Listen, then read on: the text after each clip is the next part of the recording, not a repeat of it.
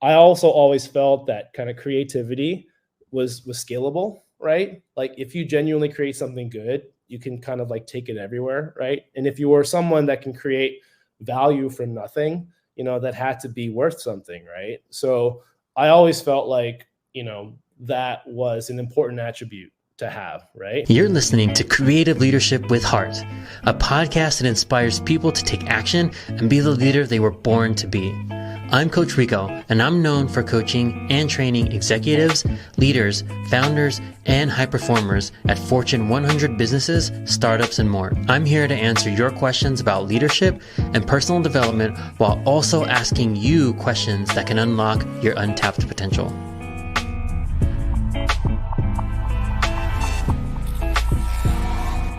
Everyone, welcome back to another episode of Creative Leadership with Heart. Today, my special guest, Phil Rhie, 15 years in the product design space. His career spans the landscape from startups to private technology companies, and currently he is a lead product designer at Experian and also a little bit under the weather. I think he's doing a little bit better getting over the cold, but we're going to get through it. Welcome, Phil. Cool. Thanks for having me, man. Yeah, thank you for joining. So jumping right into it, I'm not going to get into the quote yet because I want to get into it after we learn a little bit about you, because it was in the pre-show for those listening. He dropped a cool quote that I'm actually steal from you. So tell us a little bit about your journey as a creative. What was it about creativity, product design that got you to where you are? And was there a moment that you're like, this is what I want to do? Yeah, and I'll try not to be long-winded, but the short of it basically is I really struggled as a kid trying to figure out what I wanted to do, and that's just for a variety of reasons. And I came out of school with a computer science degree, but I always had a passion for drawing and art and illustrations, and I really wanted to go down that route. On the side too, I also made a ton of websites in my free time, mostly just to kind of like show off my art as a kid. And when I got into the workspace, it turned out I didn't enjoy engineering enough to be a programmer. I wasn't good enough to be an illustrator, but there was a demand for websites at the time and for people who can actually build stuff from the ground up. So I started doing that, and I think context here is how I ended up in product design. Is that so much of my personal philosophy is rooted in kind of financial freedom.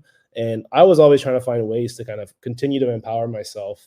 And I had this thing that I knew was valuable, but I didn't know how to like basically cash in on it. And as I started to kind of try to learn how to make more money, try to learn how to like grow in this space, I met a lot of folks who were calling themselves UX designers at the time. That was kind of the brand new thing. This was, years ago, just for context again. And, I figured out like, I felt like I understood technology and products better than some of these folks, yet these folks were clearly living better than me. So I started to kind of put my head down and figure out what this space was and what this is. And also I've learned too that the designers in the corporate space tend to be kind of the cool kids in the room. They're always kind of like dressed colorfully. They had tattoos, and I was always kind of like, that seems really cool to be able to do that. So I just kind of followed that path and try to find ways to get better at it, try to find opportunities for myself, and here we are. That's the short of it, really. Nice. And what was that moment? Was it purely that, like, dude, UX designers make more, I'm a web designer, I'm gonna pivot? It wasn't even like to be, what's funny, it's like web design is a really broad kind of space, and UX design by comparison, in my opinion, is like a small fraction of it. So it wasn't even kind of like, I felt like I was doing a lot and I was kind of like stretching myself thin. And I realized, and this is just kind of key in everything, but like UX designers are specialized in this one thing and this one aspect of web design.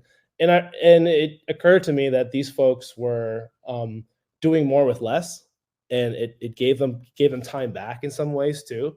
So that was kind of why I pursued it. I was like, these folks, they seem to be living better, basically, comparatively. So I was like, I need to know what they're doing. And that's really kind of the motivation for me to kind of just go down that path. Yeah. So what was it that made you choose computer science? Because I mean, you said you like illustration, you like design, you like those things, but you went for a CS degree. Man, oh, excuse me. So, again, the preface here is really that I was a confused kid, but the thing that also is pretty informative to my character is understanding that I loved video games growing up, and I still love video games. Mm, And when I didn't know what I wanted to do, I actually applied to every single college that I went into, undeclared, except for the college that I did end up at, which is UCSD. I couldn't find the undeclared option, so I had to choose something. And in the back of my mind, I was like thinking, well, I like computers, I make websites, and like I think video games, I know that you have to be a programmer to do that. Why don't I just kind of choose this for what at the time I thought was my backup school? I was like, I'll just kind of like send in this application and just kind of run with it. And fate being what it is, I ended up at that school. I ended up with a computer science degree. And halfway through, when I realized like how hard it was, I kind of crossed the bridge of no return, and then just kind of just pushed through and just ended up with the degree. nice. I have two questions in there. Let me do the illustration one, and I do want to get back into the financial freedom point you brought up because I Yeah. think it's an interesting one. So the illustration, you said you weren't good enough. Do you still illustrate, and what made you think that you weren't good enough as an illustrator? Oh man. It's not just that I wasn't good enough. I think I'm fine. Like I'll pop it out here and there when I'm drawing like doodles or whatever. My son thinks it's actually pretty cool. But you know what it was? I realized that I didn't love it enough. Like Mm-hmm. I always had a high standard for these things, and I had like benchmarks and like role models, I guess, in the space that I thought were excellent at what they do. And then again, looking at the financial freedom side, I realized that I was, to put it candidly, I was bougier than I gave myself credit for. I loved going and buying expensive coffees, and then as I grew older, I enjoyed cocktails, and I realized like I love that more than I actually loved illustrating. And the folks who are really good at it, that's all they live and breathe. So I had to have an honest conversation with myself and kind of say, like, I don't think I love this enough. And the other counterpoint too is that I was pretty good at it, but I also felt like I was stealing jobs from people who genuinely wanted to grow in this space. Mm. And that put a little bit of guilt, whether it's deserved or not. It made me feel guilty just thinking those thoughts. So that was around the time I just kind of forewent illustration in any capacity and just kind of doubled down on technology, startups, and UX design and product design, etc. Yeah, that's interesting that you had that. When did you know that you're like, I'm stealing someone's job and I'm feeling guilty for it? Yeah, probably around my mid-20s was around when I started to get serious about like deciding on kind of like the all of my man hours to one thing. Right. And it I started turning down jobs. That was really it. I was, in my opinion, I was putting out like really not good work, and they were still getting published and stuff. And I just was like, I don't know if I could keep doing this. And also it just took forever to do. So I just kind of had to make a decision. I just didn't want to do it anymore, to be honest with you. Yeah. Nice. Okay. Well, it's good you came to that realization. And so I wanted to talk about the financial freedom part. So tell me a little bit more about that, because there's always this like not in product design, but like illustration things, like there's almost like the starving artist kind of mentality. But what is it you wanted to create something that would give you financial freedom? Do you want to get a job? Did you want to start a business? Like what drove you? Yeah, that's a really great question. And it's a few things. I think the financial freedom part of it was baked in really early. I knew, maybe not like consciously, but I kind of always knew like underneath that if you had like capital, basically, if you had a good amount of money, you can choose to do things, and then you can sort of affect other people in some capacity, right? And again, I didn't know the specifics of how that worked, but as I grew older, I realized like kind of more what that was. And and even without knowing kind of fully what that meant, I always kind of knew that like the people paying the bills kind of were also doing whatever kind of they wanted, right? A little bit. Mm-hmm. So that I always kind of realized, um, so to loop it back to the question you asked, I also always felt that kind of creativity was scalable, right? Like if you genuinely create something good, you can kind of like take it everywhere, right? And if you were someone that can create value from nothing, that had to be worth something, right? So I always felt like, that was an important attribute to have, right? What I didn't understand back then, which I know now, was that illustration is just kind of a sliver in the value chain of things, right? You could be great at it, but you also the art game is kind of its own like hustle. And but I think the foundation of it was kind of on point. This idea that like that if you create something good enough, people will follow. I think that came from my love of art and that my kind of understanding of what art does to people, and how it affected me. So I kind of focused my attention there. I think because of some of those things I had mentioned about like understanding, like if you had if you had money basically, and it came from something you're good at, you could do whatever you kind of wanted. So I'm still kind of chasing that, to be honest with you.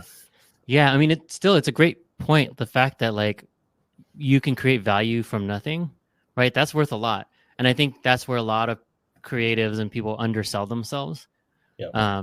And like they'll take whatever is given as opposed to getting what you deserve, right? And like I see that a lot in all design, in all creative spaces, whether it's product design, whether it's illustration, animation, whatever. Ad agencies are the worst. I don't want to say it all. Sorry, that's a bad thing that I just said. Not in broad strokes, but agencies historically tend to pay people enough not to quit. Yeah. Right. Yeah. Not necessarily a place where people grow. And I know there's a lot of agencies that buck that trend Yep. now, and a lot of companies that buck that trend. But Yeah. that's something I think for people to understand is like, if you have this skill to create value from nothing, from code, from a blank screen, and you can create value from that, that's worth so much. Yeah. Yeah. Agreed. So Yeah. thank you. And now I want to get into your quote. You, before we started recording, you said you're a blue collar worker in a white collar world. Yeah. Or white collar space. Tell us a little bit more about what that means to you.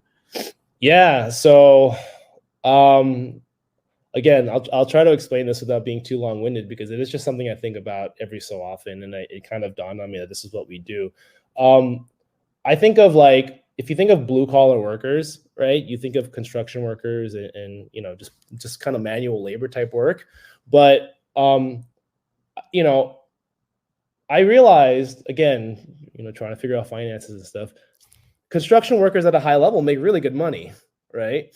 And we're just trying to find parallels, because I think when you're in a space like technology, it's really hard to get grounded sometimes. Everything's a little fake, right? Software is not really real until people are paying for it, and it's actually you doing something with it. So I was just trying to find things that grounded me, and then it occurred to me that like the analogy I used growing up, or at least when I was in my career, was that kind of building a website is a lot like making a house, right? And a house has architects, and it has people building, the building blocks of those things, right? And I think when I started to look realistically at the value, like of product design in the chain of value in a tech stack, if you will, or even an organization stack, we sit somewhere kind of in the build space, and like those folks, when you're thinking like nuts and bolts on pieces of paper, and you're like managing resources and trying to figure out where you fit in, it became apparent to me that what I am is just a blue collar worker, really. Like I'm just building stuff. I'm putting bricks together.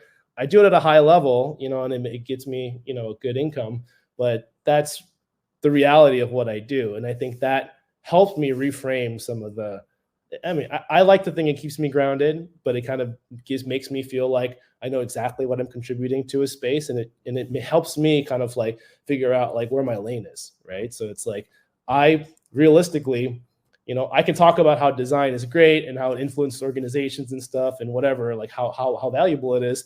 But at the end of the day, I push pixels, right? I change font sizes, and like Helvetica versus like whatever design system font you have, like those are my day-to-day decisions, right? And it's like I'm just nudging things around. So it really does feel like I'm putting bricks together. Blue collar work.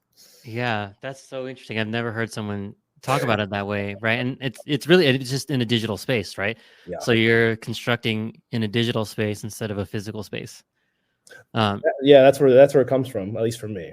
Yeah, yeah, that's a cool perspective. And thank you for sharing that. The thing I also want to get into is what struggles did you face, or challenges did you have to overcome? Let's start with that because I have a good follow up question. But yeah, were there any struggles or challenges that you had to overcome during your career, Yeah. deciding anything like that? I mean, there's a ton. There's a ton, and it's like it's hard to choose the one. I think. Um, I mean, legitimacy, right? Number one. I think when you're a design, this is actually a good segue. Like when you're a designer or you call yourself a designer, there's so many different kinds of images people have of what a designer is and who they are, right? And when I started off doing design, it still feels that way. Like people didn't really understand kind of like what the contribution of a designer is to like an organization, right? They almost always equate a designer to like a visionary, right? And that's I would argue that's misguided because it's kind of a burdensome expectation to have for someone that you are actually looking at as an IC, right?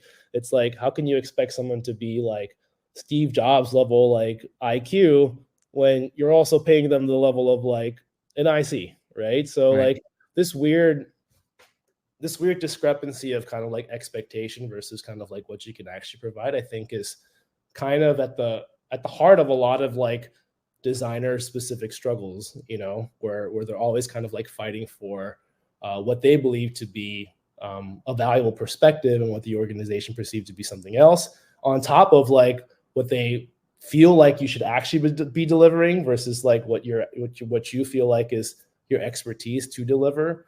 I think that's, if we're really diving into my career overall, I think a lot of challenges kind of stem from that tension, and I feel like it's a kind of a classic tension, to be honest with you.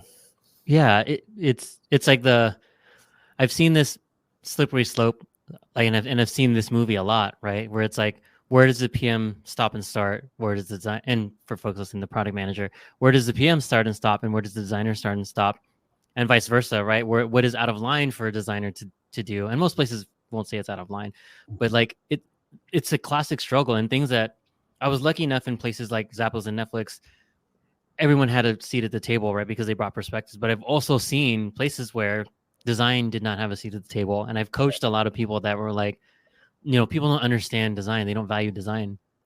And I think it's the first statement. They don't understand design. So if you don't understand design, then you don't know how to value it. Or you overvalue it. And to your point, you're like, come on, designer, come up with the next best thing. You're like, well, you're the one that has all the context and all the stuff, and you're asking me to come up with the vision, Yeah. right? So I don't know if any of this rings true for you, but it's some of the struggles that I've seen across like design organizations and how or where they fit within the larger scheme of things.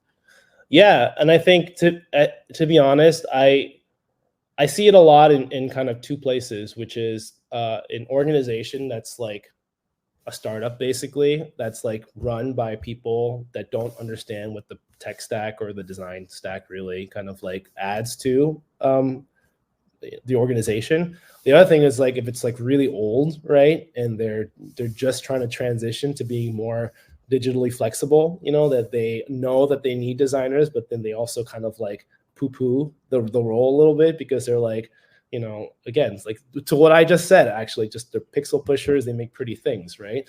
And I think, it's the organization that really understands what a designer does tends to be more open-minded, right? They're like, we need to go in a different direction. I am aware that like designers add value. I may not know how, but I am kind of open to figuring out like how we can start a communication pipeline where, we can start to have a real dialogue about like what a designer's perspective is versus a product perspective, right? And those are a little harder to come by. They do exist, but that's something that I've picked up over the years, Yeah.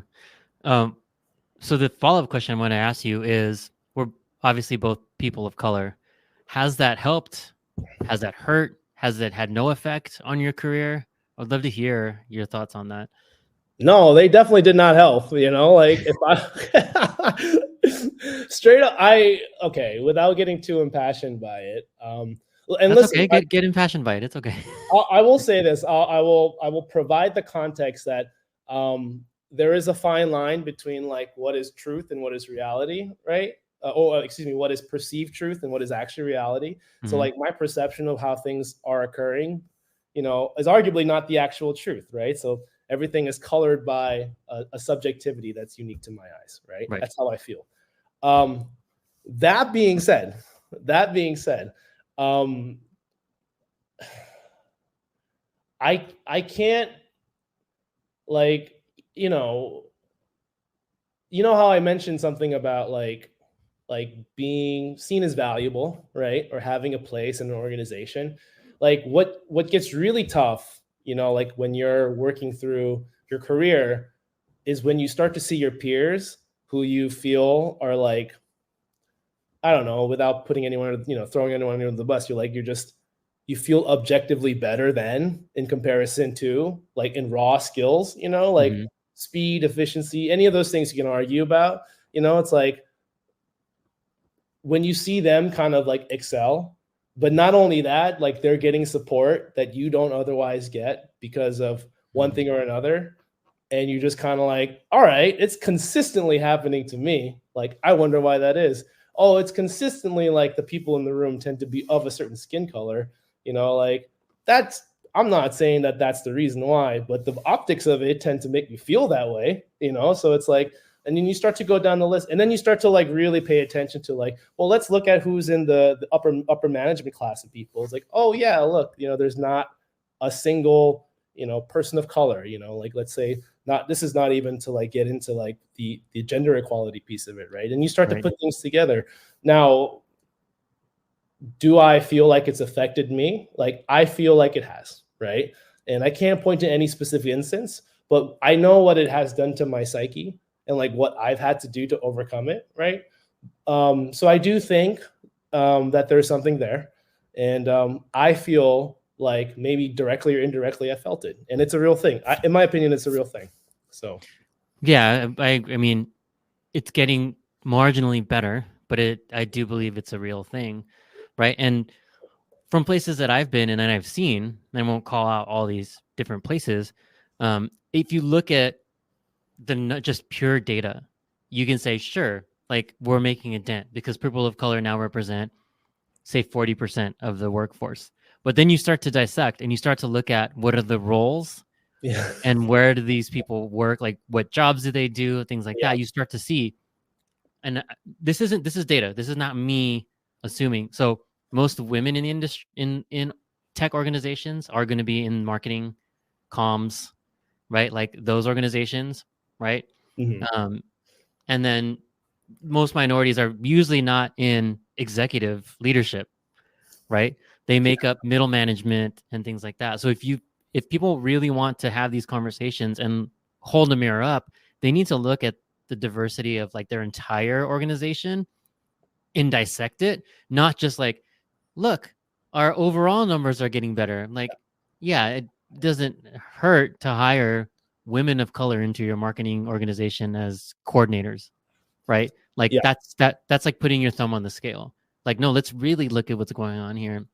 I know I will say Netflix did a pretty good job of this, doing like blind studies where it's like, okay, take gender, race, like all things off the table, and how does it look mhm, like equality wise, and then put all that stuff back, and then it starts to actually look fair. yeah, Like there's not a lot of companies that are doing those kinds of things. yeah, and it's hard. I'm not gonna like, I what I mean by that too is that like it institutionalized like systemic things are hard to change, and I remember when I was younger, I was like, it should get better, maybe in my lifetime. But what I didn't compute is that how slow it is, right? It's like it's generational. So I've started to look at it kind of like, I maybe my son will have a better kind of like, outcome in these contexts. But yeah, yeah. Yeah, that's all we can really hope for, right? So I try to teach my kids like not to see in color, but also take pride in that you look different, right? And you Yeah. come from somewhere else, right? And don't like take take some of these things at face value. You got to like really understand how these things work. Yeah. Because I mean, when they're like 6 years old, maybe it doesn't matter as much. But Yeah. as they start getting 9, 10, 11, 12, you start to see the segmentation of stuff, right? Yeah. And yeah, it's like I want to make sure that they have the right tools and have the Yeah. right mindsets to be successful. Because I came from a typical Asian upbringing where it's like you get a good job, you do hard work, you Yeah. never quit. You know, like Yeah. my parents expected me to be a doctor, lawyer, nurse, whatever, and be that for like 40 years, retire, and then Yeah. like whatever, right? Like I don't want that for my kids. Yeah, and it's funny too because it's like I had similar upbringing. I think what my parents didn't quite compute was like the immigrant experience and like what that does, and I think that's just something I think about often. And you're totally right. You're on point about that too. And I think less so not just taking pride in kind of like your own identity but also understanding like how that's could be like a segmentation thing later on, like and how do you prepare like my son's 10, he's almost 11 now. How do you prepare him for the idea that like some kids just might not like you because of the way you look? Now I hope it doesn't happen. Maybe times have changed, but I think about that every so often. Yeah, absolutely. And it becomes even more real when you have kids, right? Because like we've grown up in it and we kind of like, okay, yeah, I saw that coming, or like, Yeah. yeah, but our kids are just learning this real time. Yeah. So it's interesting, and I love them and love the curiosity, but it also makes me like, oh man, you're dealing with this already and you're not Oh, even right. Um, so but true. anyway, so yeah, so thank you for sharing that. I know that sharing that experience without getting anyone in trouble. So I really appreciate that. Yeah, moving into like, so you've been in the industry for 15 years, Yeah. knowing what you know now, say 19-year-old Phil, 18-year-old Phil, what advice would you have for him? Yeah, I would just advise him to stay humble. Like, I don't think that's something I understood nearly enough. I think I grew up more hot-headed, for a variety of reasons. And, talking about all the obstacles that exist, like I don't think I understood kind of the gravity of what they actually are. And if I had a cooler head, maybe, or if I was more willing to kind of like accept like a lesser role, maybe I would have had more success faster, right, in my career. So I think I would advise him to just try to um, understand that the world existed before you, right, and it'll continue to exist. And I think the best way to kind of navigate it is to understand like how you fit and then accept it kind of gracefully and then figure out how to surpass people's expectations within it. I wish I learned that pretty early, which I did not clearly. as I Yeah, well, I mean, it's better late than never. That's true. Yeah. Um, oh, I had a good question, but maybe it'll come back. Oh, yeah, here it is. This is one that I had to work through with a lot of people on my team, and I'd love to hear your perspective on it. I didn't prep you on this one, so Man, this is going to be raw and uncut. let's do it. Most people think growth in our spaces means people leadership. Hmm. So, what would you consider growth, and what's the path, the non-traditional path to growth, like that you've seen, like maybe the IC path to growth, Yeah. or like how have you asserted your leadership, not in a like VP role? Yeah, this is a great question, and it's funny. It's funny because one of the questions you gave me a sheet for the listeners. It's about books, right? And I kind of reread some of the books that I read to prepare for this conversation. But the one that I read that affected me was called "The Effective Executive," right? And I only bring that up because I, similarly to your point, used to think that in order to, influence, in order to have an impact, you had to be like a manager or just some executive. But what that book really kind of informed me, especially in my 20s, was like you don't really have to be anything like that to affect change. An organization, I mean, they lay out pretty clearly it's not always fair, right? But it doesn't mean that you have to like subjugate yourself to lesser than, just because like you're not, whatever title or whatever stature, because in the bubble that you exist, you may have some influence that could provide a better outcome, right? So that's helped me. And I don't know if it's like sorely just that too. I think it's a lot of it's just conversations too. But I think like I started to really realize, going back to that point earlier about roles, like figuring out like what the expectations people have of me are, and realizing that like, okay, I guess, if we look at the idea of leadership as just kind of what it stands for, which is leading people to things, then like I think I can do this version of it in this way.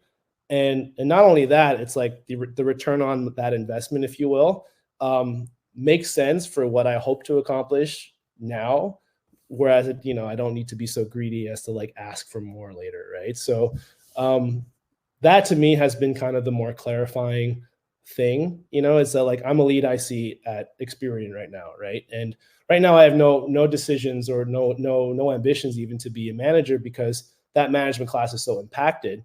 But it doesn't lessen kind of like how I feel going into the role day to day, which is that my manager expects me to have answers to things that she doesn't understand, right? So like it's incumbent on me to provide those solutions, but not only that, help people understand it too. And I think the acceptance of that, at least for me, is kind of growth, right? It's like I'm not asking for more than I think like I need. This is exactly what I think I can do. And I think, I think ownership of that may be exemplary of leadership, hopefully. Yeah. Yeah. I mean, and it just, I love the answer. And it just illustrates that leadership shows up in lots of different ways. Like people assume, to your point, oh, the only way to have true growth or to become a leader is to become a people manager. But that's not always the path. I know designers who've been ICs for like 25 plus years. Yeah.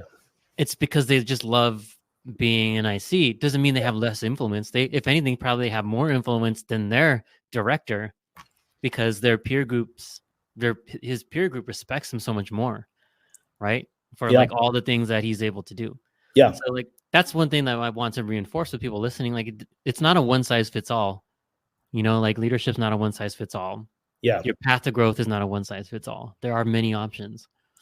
100%. I can't echo that statement enough too. And I think it's really worth, for people who are hoping to get an understanding of this, like looking at some of the quote unquote famous like creatives in the world and like figuring out where they stack in an organization, right? And I think you'll be surprised to find that they're just, like as we described, they're just, I don't know, animators or directors or whatever doing this one thing.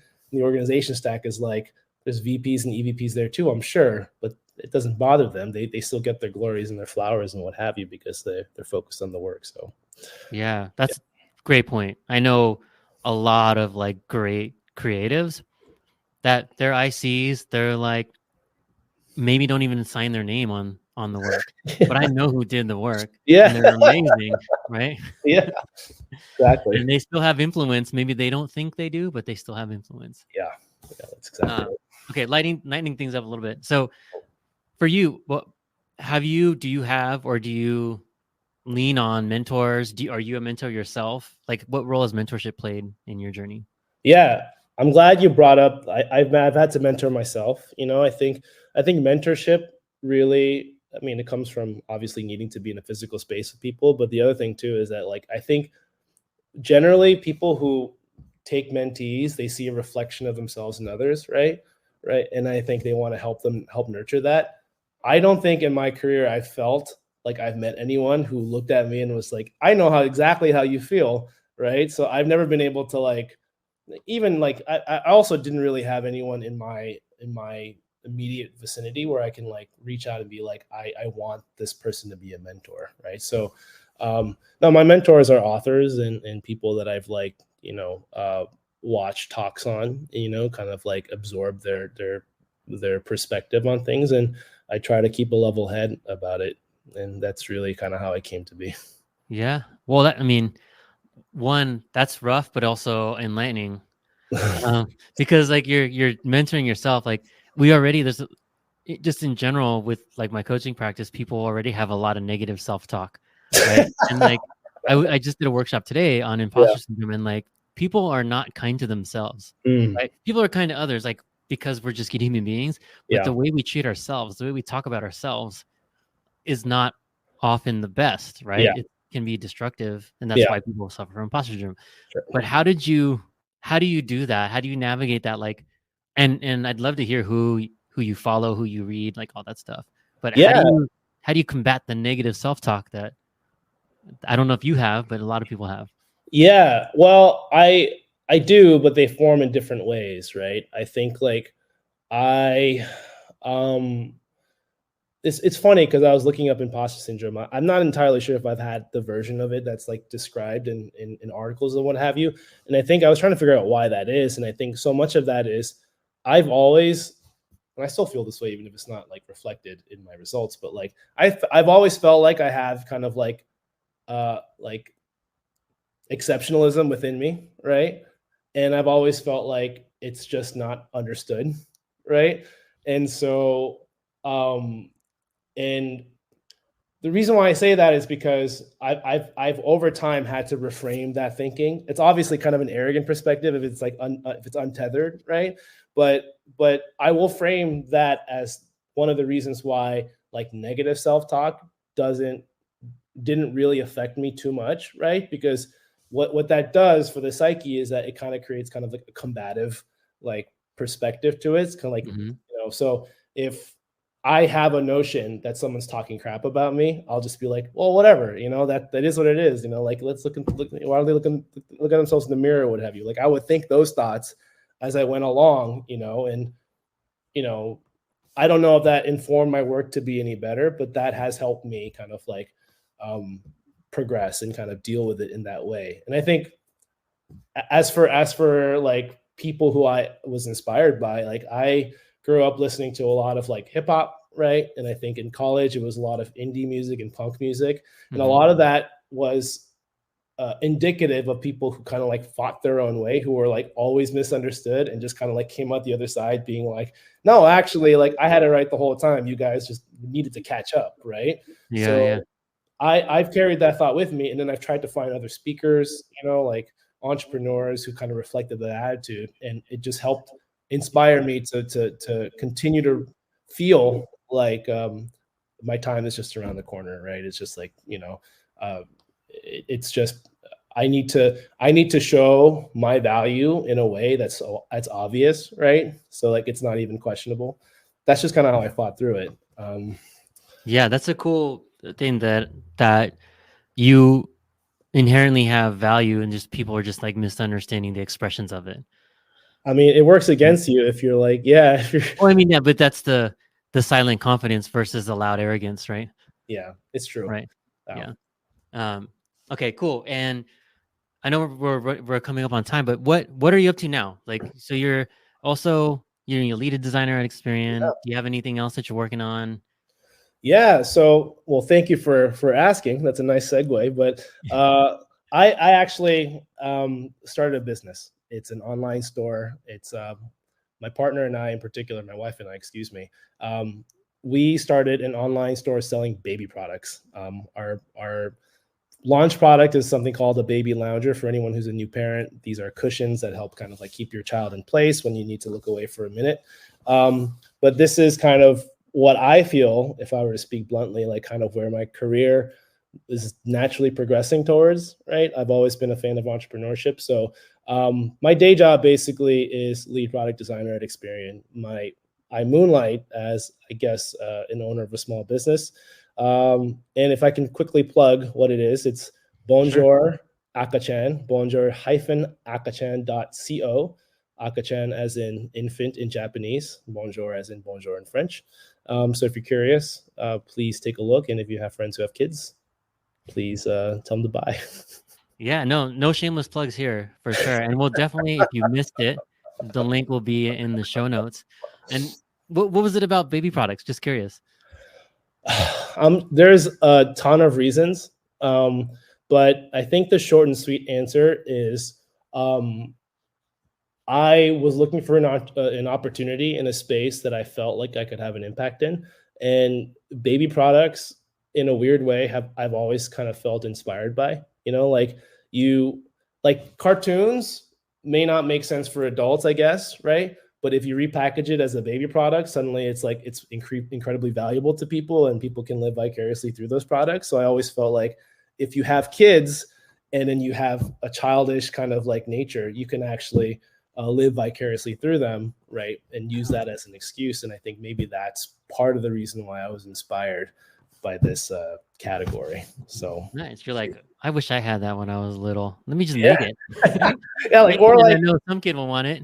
it, or like why doesn't this like why aren't nicely designed versions of this exist in the market, right? It's something that's like simple as that, So it's a start. We'll see where it goes, but hopefully, Yeah. And how long has it been around? I literally just launched the website 2 weeks ago. So we are kind of in the throes of marketing. I'm solidifying the email pipeline, and we're going to start marketing on Instagram, where all hopefully the new parents are at. So Nice. yeah. And don't forget to update the show notes. So when people are listening to this, they're probably listening to this a month or two after we recorded it. True. So Yeah. it's probably they're probably like your brand is sliding into their feed, hopefully. Fingers crossed, fingers crossed. Especially if they're parents to be. Yeah. Cool. Right on. And I did want to ask the books. So you already mentioned Effective Executive. Before we wrap, what is another book?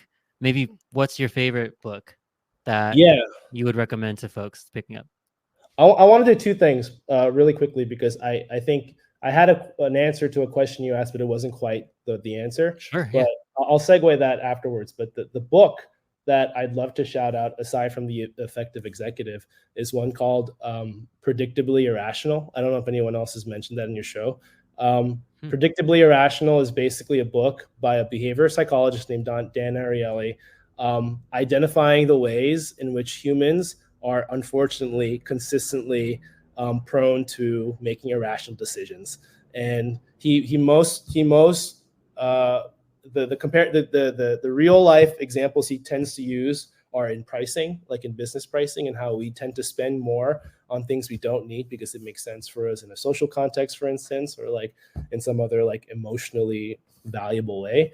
But it's an entire book about the research into kind of understanding how you can understand why economics are what they are based on people's kind of predictable routes to making irrational decisions. So that's a good book relative to kind of like reframing your thinking of like what is conventionally normal, like what is conventional versus like kind of seeing things a different way. So I would highly encourage people to read that. I'm going to check it out for sure. Yeah, I know I've made irrational decisions in my life for sure.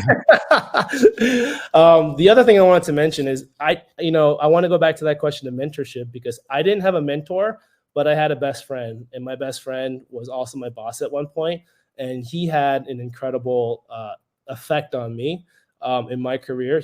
I could literally define like who I was before I met him and who I was afterwards. And his name, I'm going to shout him out, Joven Cronin Wildsmith. Right now, he is a partner at a climate tech firm called Celium. If you guys are interested in any of that in that space, hit him up, and do not tell him I mentioned his name out here, because I don't know what he would say. But either way, I'm sure he'll appreciate it. Maybe not an exact mentor, but he definitely affected kind of like how I can have a moral compass in a space that can be quite challenging for someone like me, who had a hard time figuring out his own value. He really clarified, like, no, you're legit, man. So, yeah, I mean, the thing about, I'm glad you brought that up, and I'm glad you shouted him out, because the thing about mentorship, it's not always explicit, right? So like sometimes you don't know you're in a mentorship relationship, and sometimes you don't know you're actually mentoring the other person just as much as they're providing you mentorship and advice. yeah. Right. So yeah, maybe there's more nuggets out there for you that like, oh, actually this person and this person along the way. And it could have been, I give people credit for things I didn't want to be like. Yeah. Like there were some horrible people that I was around in the past. I'm like, I'm never going to be like that. Right. So like that is an informal mentorship, knowing what kind of person I did not want to be. Yeah. It's a really good point too. yeah, and I can say this, in my own personal life too, like what not to be by looking at the mistakes that otherwise someone has made. So Cool. Right on. All right, Phil, any last words before we wrap up here? Last bits of advice? no, man, you are amazing. This is incredible. I am happy for your audience and your community of people that get to engage with this on a daily or a weekly. So thanks for having me, and I'm really glad to have a new peer and a new colleague in this space. Yeah, absolutely. And thank you for taking the time. And I'm sure I'll have you. I want to ask you some other things.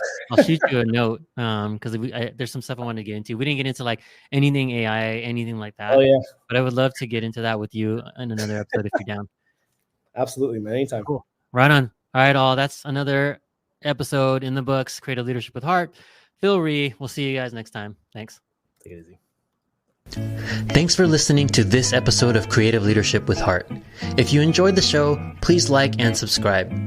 If you're ready to make huge, lasting change in your life, then what are you waiting for? What will your life look like if you took action today? What would it look like if you didn't? If you're serious and you're ready, book your free strategy session today and let's make your future a reality.